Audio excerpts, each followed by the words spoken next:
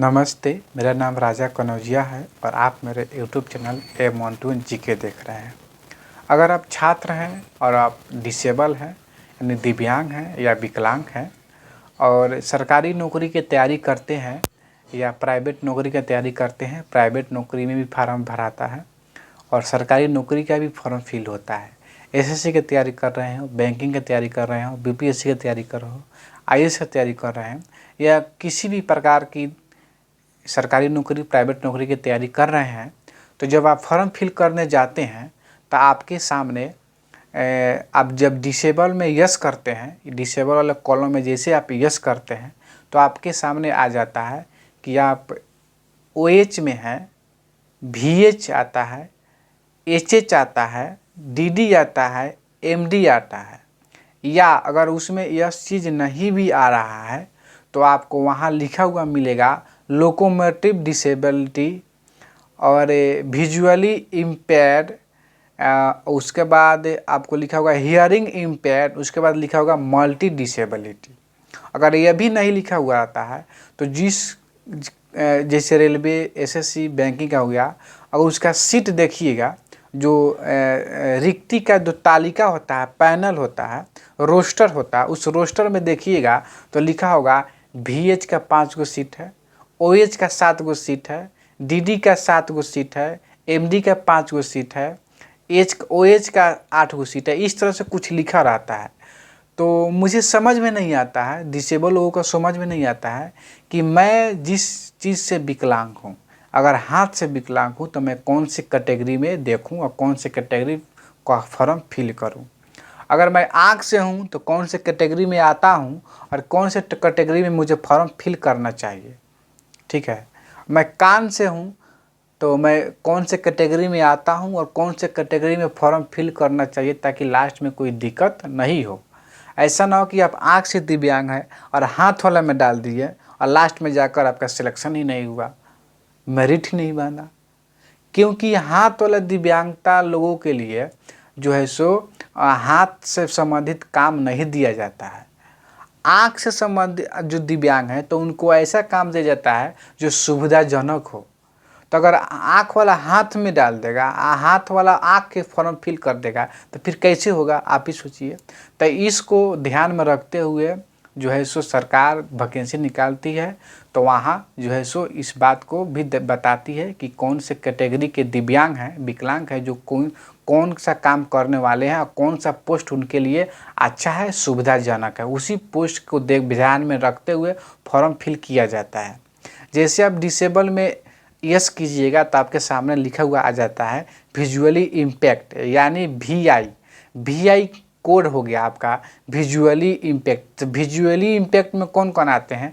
जो नेत्रहीन है या कम दृष्टि बाधित है, लो विजन है, वो लोग विजुअली इम्पैक्ट में आते हैं। उसके बाद एक कैटेगरी मिलेगा वो ओएच या एलडी। ओएच माने ऑर्थो हैंडीकेप्ड, एलडी मतलब होता है लोकोमोटिव डिसेबिलिटी। यानी इस कैटेगरी में, ऑर्थो हैंडीकेप्ड में, इस कैटेगरी में आपका आएगा जो हाथ से दिव्यांग है, जो पैर से दिव्यांग है, जो रीढ़ के हड्डी से दिव्यांग है, यानी हड्डी रोग से जो भी दिव्यांगता है हड्डी से, वह इस कैटेगरी में आएगा, इस वर्ग में आएगा। और इसके सिवा जो एसिड से हमला हुआ रहता है, पैर जल गया, हाथ जल गया, मुंह एसिड से जल गया है भयंकर रूप से, वो डिसेबल सर्टिफिकेट बनवा ली हैं, तो वो भी एलडी में ही आएगा, यानी ओएच में ही आएंगे। और उसके बाद कुष्ठ रोग हो गया है उनको और ठीक हो गया है, काम करने लायक हो गए हैं, तो वो भी ओएच में ही आएंगे। और बहुत ऐसे आनुवांशिक बीमारी भी है जो ओएच में ही आता है। ठीक है, तो आप वीएच में जान गए। ओएच के एलडी के बारे में, हाँ, ओएच को ही एलडी बोलते हैं, यह बात समझ लीजिएगा। एलडी कैटेगरी या ओएच कैटेगरी दोनों एक ही कैटेगरी है। रेलवे में कहीं कहीं एलडी कैटेगरी मिल जाएगा, किसी और फॉर्म में ओएच कैटेगरी मिल जाएगा, तो दोनों बात एक ही है। उसके बाद 3 नंबर में आता है आपका डीडी या एचआई।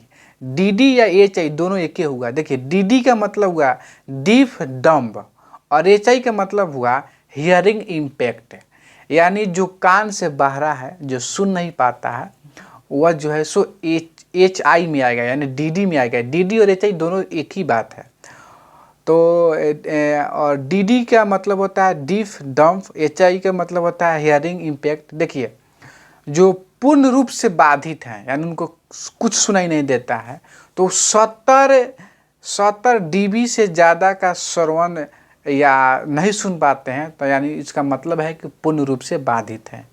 और अल्प रूप से बाधित है, यानी 60 dB से अधिक का आवाज़ नहीं सुन पाते हैं, यानी 60 का सुन पाते हैं और अधिक का नहीं सुन पाते हैं, तो वो क्या है, वो अल्प में आते हैं।